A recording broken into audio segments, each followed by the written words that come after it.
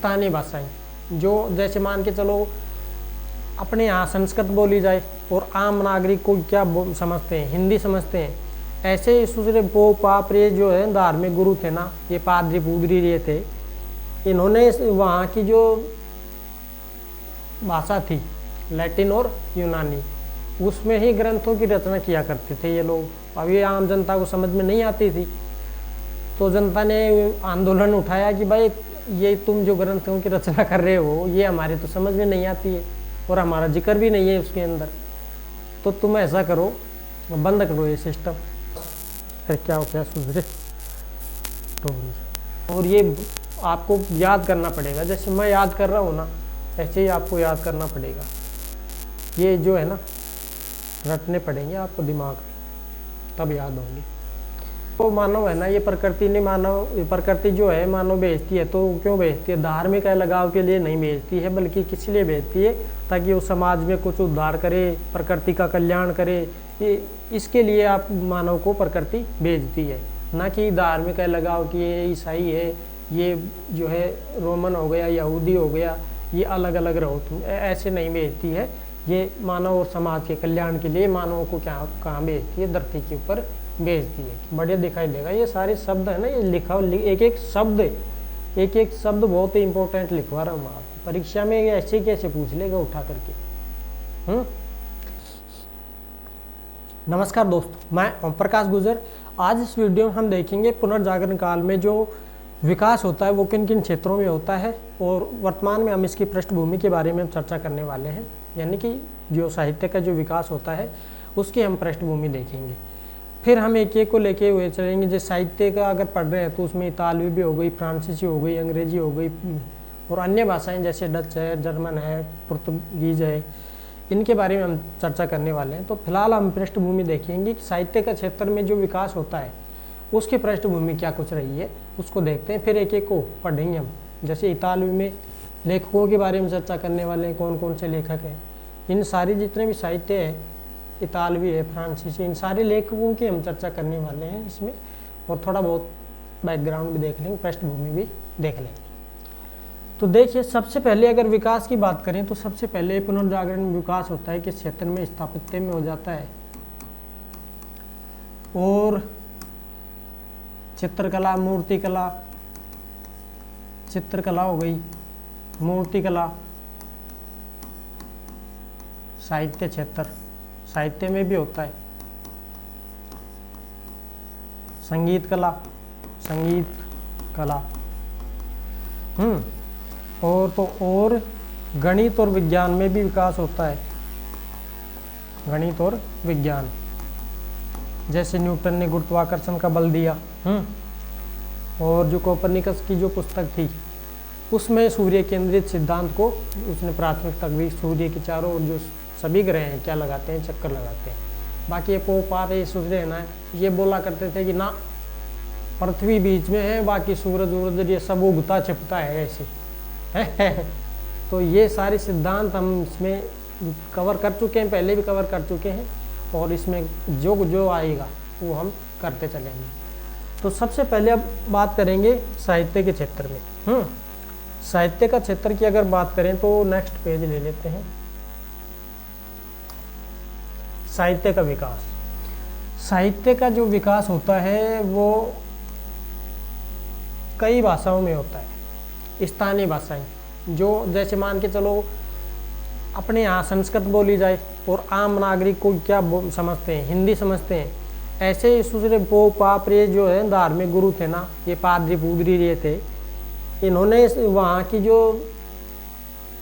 भाषा थी लैटिन और यूनानी, उसमें ही ग्रंथों की रचना किया करते थे ये लोग। अब ये आम जनता को समझ में नहीं आती थी, तो जनता ने आंदोलन उठाया कि भाई ये तुम जो ग्रंथों की रचना कर रहे हो ये हमारे तो समझ में नहीं आती है और हमारा जिक्र भी नहीं है उसके अंदर, तो तुम ऐसा करो बंद करो ये सिस्टम। और ये जो विद्वान थे ना, इन विद्वानों ने स्थानीय जो बोलचाल की भाषाएं हुआ करती थी, लातनी हो गई, टस्कनी हो गई, वहाँ की जो देसी भाषाएं थी ना, उन देसी भाषाओं में ही इन ग्रंथों की क्या करना शुरू कर दी? रचना करना शुरू कर दी। तो इसको बोलेंगे हम साहित्य का विकास। यानी कि अब जैसे संस्कृत जो ग्रंथ लिखे गए रामायण महाभारत काल के मूल जो ग्रंथ हैं वो तो मिलेंगे नहीं। अब मूल ग्रंथ मिल भी गए मान के चलो, उसके बाद में संस्कृत ने किसी ने कर दिया वो बढ़ ऊपर नीचे, तो संस्कृत का हिंदी में ट्रांसलेट अब करें लोग तो समझ जाए अब भाई पहले क्या किया गया था उसमें। तो इसी प्रकार से जो विकास किया गया ये स्थानीय भाषा में किया गया। तो सबसे पहले अगर हम बात करें तो भाषा कौन सी रही इसकी भाषा रही स्थानीय। स्थानीय या देसी भी बोल सकते हैं हम, जैसे टस्कनी हो गई, लातिनी हो गई, ये कुछ ऐसी भाषाएं थी जिनमें क्या किया गया, इस साहित्य का सर्जन किया गया विद्वानों द्वारा। अब साहित्य का विकास तो कर दिया इन्होंने, कौन कौन से साहित्य का विकास किया उसको हम देखते हैं। देख सबसे पहले इतालवी। अब इतालवी के विद्वान कौन कौन से हैं उनकी अगर हम चर्चा करें तो इतालवी में सबसे पहले जैसे दांते हो गया, पेट्रोक हो गया, और तो और इसके अलावा मैकियावली, मैकियावली हो गया, बुकासियो हो गया,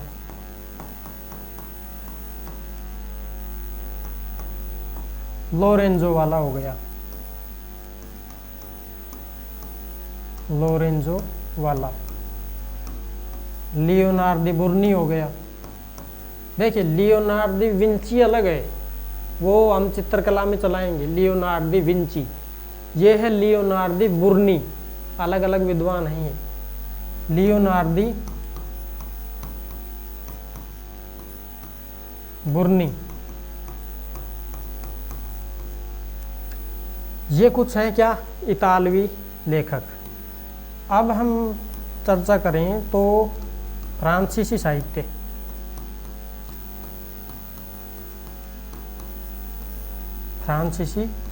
फ्रांसीसी के अंदर अगर लेखकों की बात करें ना तो इसमें भी कई लेखक हो जाएंगे, जैसे फोइसर्ट हो गया, विलो हो गया, लिख देते हैं हम फोइसर्ट। जो स्क्रीन को जूम करके देख लेना, अगर आपको दिखाई कम दे रहा है ना तो स्क्रीन, मोबाइल की जो स्क्रीन है ना उसको थोड़ा जूम कर लेना, आप देख लेना फिर इसको, ठीक है। 480 में चलाया करो उसको, जैसे 720 आ रहा होगा या तो 720 में चला, अगर नेट कम है तो आप 360 में भी चला सकते हैं, 360 में बढ़िया दिख जाएगा आपको। फोइसर्ट है ये, फोइसर्ट, विलो,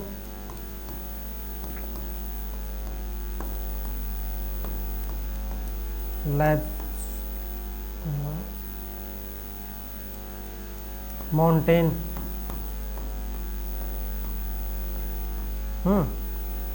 और इधर लिख देता हूँ मैं इसको सरका के, इधर लिख देता हूँ।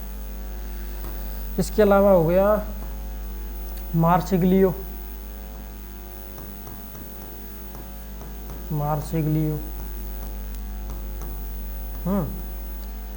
मोंटेन, फोइसर्ट हो गया, मोंटेन हो गया, विलो हो गया, मार्सिग्लियो हो गया, रेब्लास हो गया,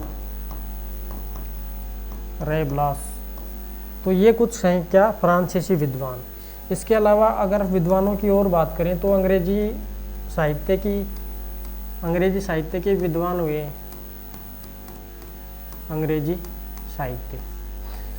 साहित्य में सबसे पहले अगर नाम आता है तो किसी का, वो कौन विद्वान है, उसका नाम है जोफ्री चौसर।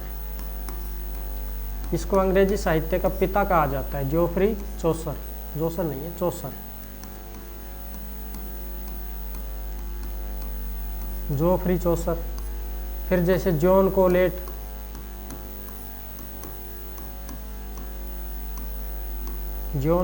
हो गया, टॉमस मूर हो गया, टॉमस मूर दिख जाएगा, मैं थोड़ा साइड में हो जाऊंगा, अभी लिख लेता हूँ मैं। फ्रांसिस बेकन हो गया, रोजर बेकन हो गया, Francis Bacon, Roger Bacon.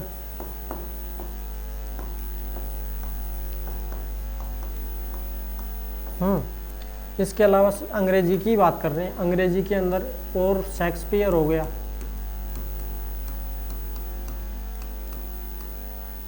Shakespeare, Edmund Spenser, Edmund Spenser हो गया, बेकन है, Francis Bacon, Roger Bacon, Shakespeare हो गया, एडमंड स्पेंसर हो गया। हाँ यही है, ये कुछ क्या है विद्वान है किसके, अंग्रेजी साहित्य के। अब दूसरे साहित्य की अगर बात करें तो अन्य साहित्य में क्या क्या आ जाता है, अन्य साहित्य में 2-3 लेखक और आते हैं। जैसे अन्य साहित्य में, अन्य भाषा का जो साहित्य है ना, उसके अंदर जैसे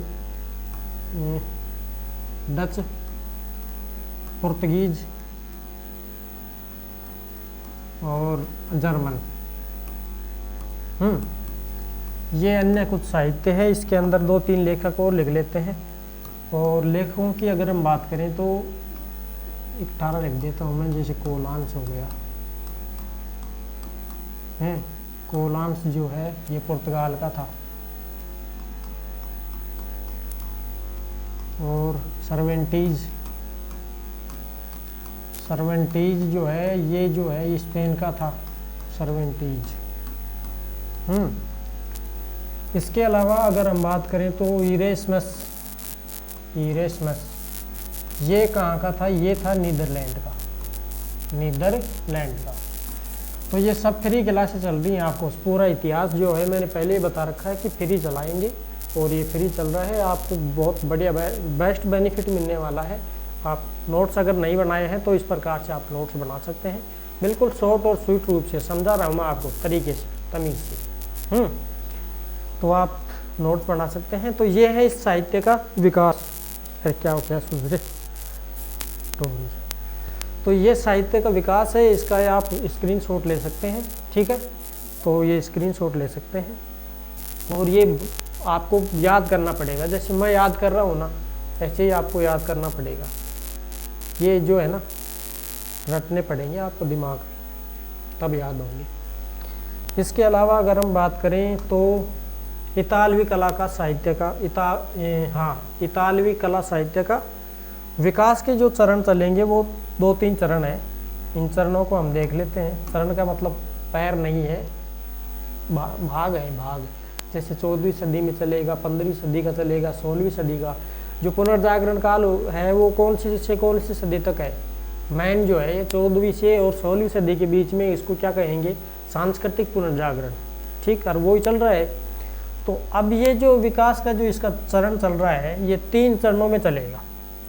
3 चरण में सबसे पहले अगर हम बात करें तो जो सबसे पहला चरण चलेगा उसको बोलते हैं क्या, त्रिसेंटो।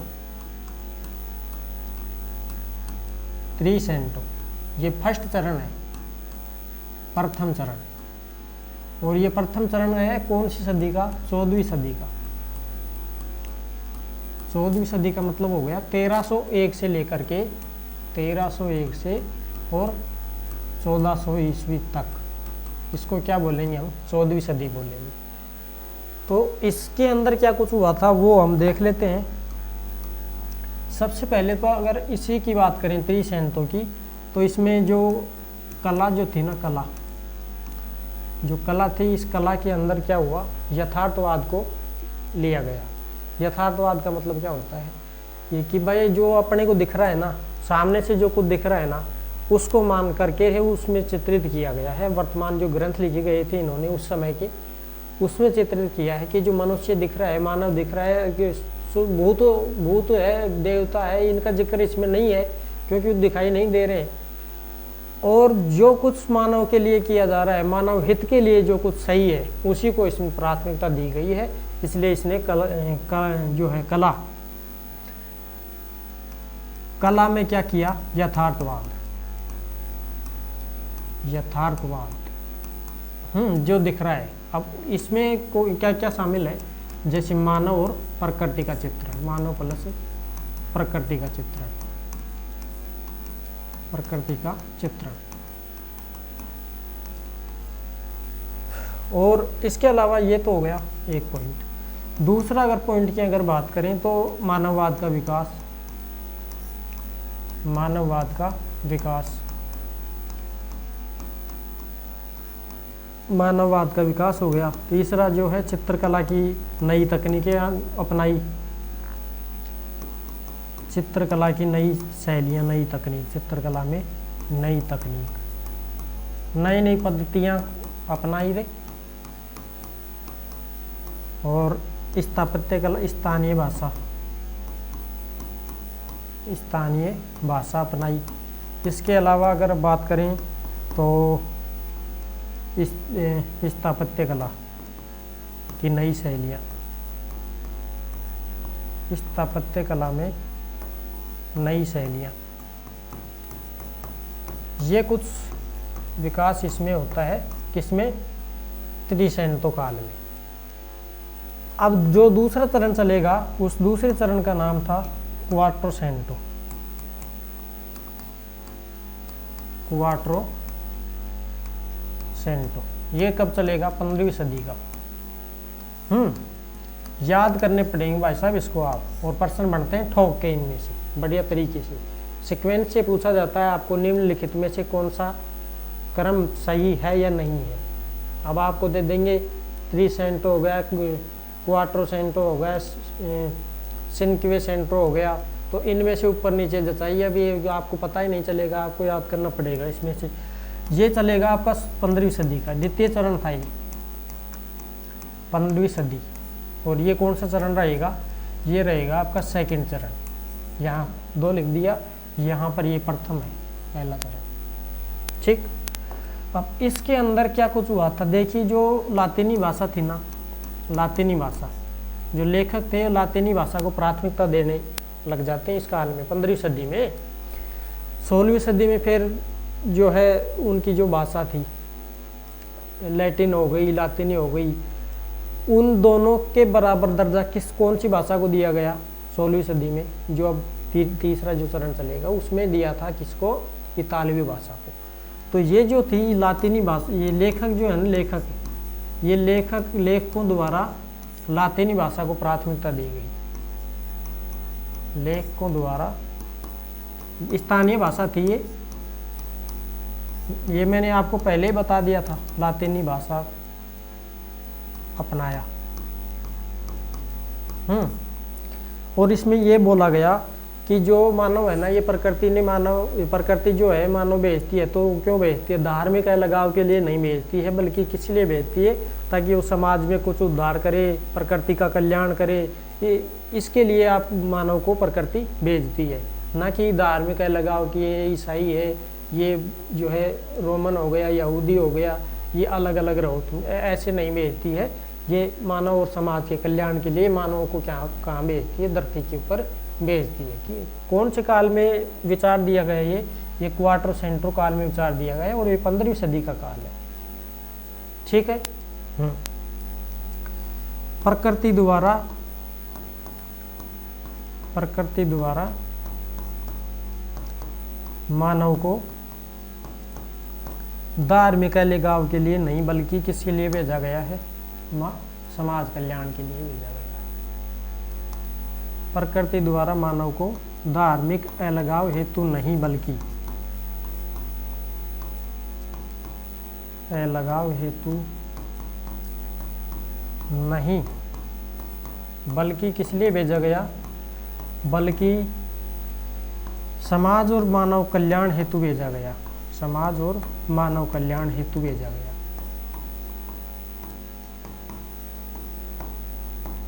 हेतु भेजा गया।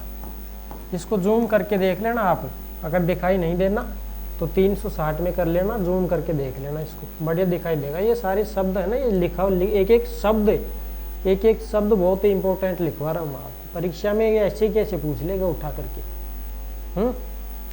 कल्याण हेतु भेजा गया। तो ये है सेकंड इसका पॉइंट, और ये फर्स्ट पॉइंट है, इसको आप लिख लेना। फिर जो इसका जो तीसरा चरण चलेगा, इस तीसरे चरण को बोलेंगे सिनक्वेसेंटो। सिनक्वेसेंटो, ये सिनक्वेसेंटो है, ये 16वीं सदी का है। 16वीं सदी और तीसरा चरण है ये। इसमें क्या कुछ किया गया, इसमें भाई क्या किया, इसको देख लेते हैं। इसमें जो ये तीसरा चरण है, इसमें जो चर्च था ना, चर्च के संरक्षण दे रहा था किसको, रोम के अंदर जो कलाएं थी, स्थापत्य कला थी, चित्रकला थी, साहित्य कला था, ये सारी की जितने भी जो कलाएं थी ना, उनको संरक्षण कौन दे रहा था, चर्च दे रहा था, पोप दे रहा था। तो पुनर्जागरण की शुरुआत कहाँ से होती है, रोम से ही होती है, ठीक है। तो ये कुछ हुआ था इसके अंदर। और मैंने अभी आपको बताया कि हाँ, जो लातीनी भाषा है ना, लातीनी भाषा और लैटिन भाषा के बराबर दर्जा कौन सी भाषा को इसमें दिया गया, इतालवी भाषा को।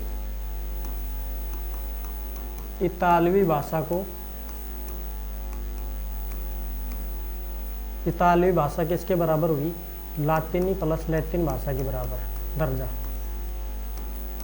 लातीनी प्लस लैटिन भाषा के बराबर दर्जा।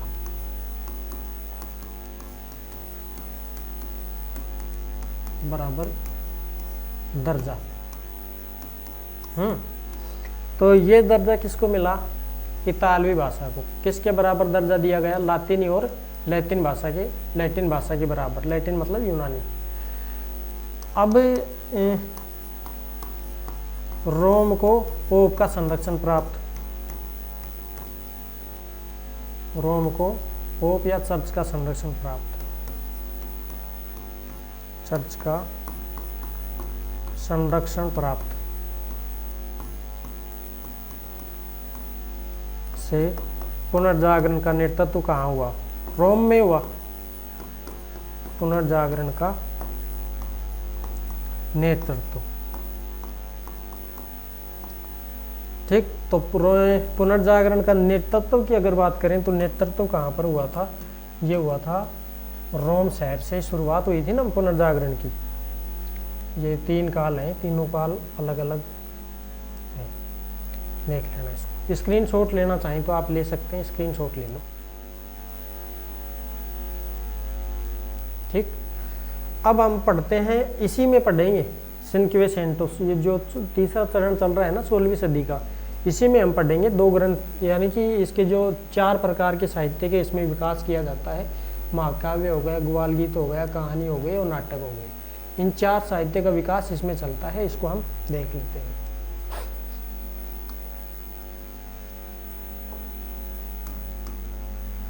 ये चलेगा भाई साहब आपका, एक तो हो गया महाकाव्य हो गया, इसके अलावा ग्वाल गीत हो गई। ग्वाल गीत का मतलब हो गया वहाँ के जो गीत हैं, लोक गीत, उनको ग्वाल गीत बोला गया। ग्वाल गीत हो गया, कहानी हो गई और नाटक हो गई। इन 4 प्रकार के साहित्य की क्या हुआ, विकास हुआ, कहानी और नाटक, ठीक। तो ये 4 प्रकार के साहित्य का यहाँ पर विकास होता है। 4 प्रकार के साहित्य का विकास, साहित्य का विकास। अब 2 ग्रंथ देखेंगे हम। 2 ग्रंथ कौन कौन से, एक तो महाकाव्य के बारे में देखेंगे, ग्वाल गीत के बारे में देखेंगे। बाकी कहानी नाटक वाटक ये तो हम फिर साहित्य में पढ़ेंगे, इतालवी के जो साहित्य चलेगा उसमें हम पढ़ेंगे। तो ये 2 जो नाटक हैं इनको देख लीजिए आप। एक जो था महाकाव्य, ये महाकाव्य पढ़ेंगे हम, महाकाव्य पढ़ेंगे। एक महाकाव्य था जिसको बोला जाता है ओरलांडो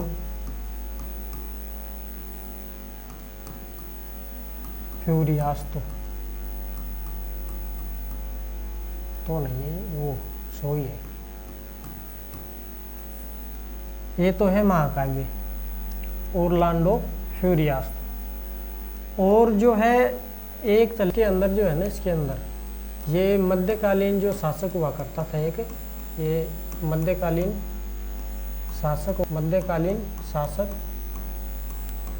ऑर्थर के कार्य, साहसिक कार्य, ऑर्थर के साहसिक